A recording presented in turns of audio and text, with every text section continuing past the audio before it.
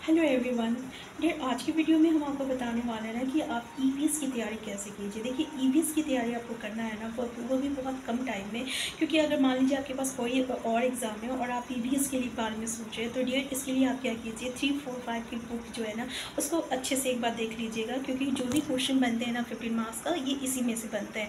Dear देखिए, EVS जो रहता है ना वो आपको पूरे 30 मार्क्स का रहेगा, जिसमें कि 15 मार्क्स जो रहेगा पेडालॉजी रहेगा और 15 मार्क्स जो रहेगा वो आपका थ्योरी पेपर से रहेगा। ठीक है, तो 15 मार्क्स के लिए आप 3, 4, 5 की बुक एक बार आप पढ़ लेते हैं, तो आपको किसी भी चैनल किसी भी कहीं से भी आपको और पढ़ने की ज़रूरत नहीं है। इसके अलावा अगर आप चाहते हैं कि आप ये 3, 4, 5 की बुक नहीं पढ़ना चाहते हैं, तो आप क्या कीजिए, डीके गुप्ता का मैराथन क्लास देखिएगा, एक मैराथन क्लास देखिएगा। ठीक है ना, आपको अलग जगह 10 जगह आपको देखने की ज़रूरत नहीं है, अलग अलग छोटी छोटी वीडियो देखने की ज़रूरत नहीं है, बस आप एक मैराथन क्लास देखिएगा। यहाँ से आप ईवीएस के सारे क्वेश्चन को 15 मार्क्स को सॉल्व कर सकते हैं।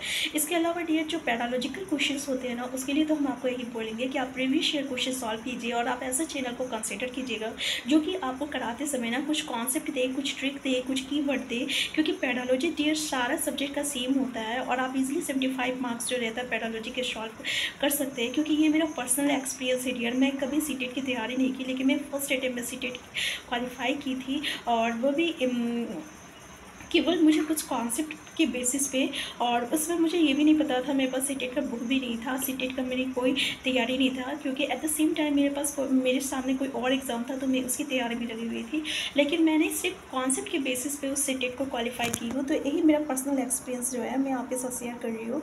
तो डियर, अगर आप हमारे चैनल में है ना, तो सबसे पहले आप हमारे चैनल को सब्सक्राइब कर लीजिएगा और आप हमारा एक आध दो पेडालॉजिकल शेट देखिएगा। ठीक है ना, जहाँ पर हम पेडालॉजी की बात कर रहे हैं, तो वहाँ पे डियर मैं आपको कुछ कॉन्सेप्ट दूँगी, कुछ ट्रिक दूँगी और कुछ कीवर्ड बताऊँगी। कीवर्ड हो गया जैसे कि एक टीचर जो है ना कभी भी नेगेटिव बातें नहीं करता है। ठीक है ना, तो इस बात को ध्यान में रखिएगा। आज के बाद आपके कभी भी आप पेडोलॉजी सॉल्व क्वेश्चन कीजिएगा, तो आप कभी भी नेगेटिव बातें नहीं कीजिएगा, नेगेटिव की ओर ध्यान नहीं दीजिएगा।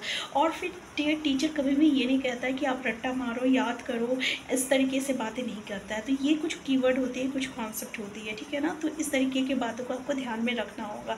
और डियर ये जो पेडोलॉजी रहता है ना, ये सारे सब्जेक्ट में सेम होता है। ठीक है ना, लेकिन आपको इसके लिए कुछ ना टॉपिक को भी देखना पड़ेगा, जैसे कि ब्लूम टैक्सोनॉमी हो गया, आपका राइट टू एजुकेशन एक्ट 2009 हो गया।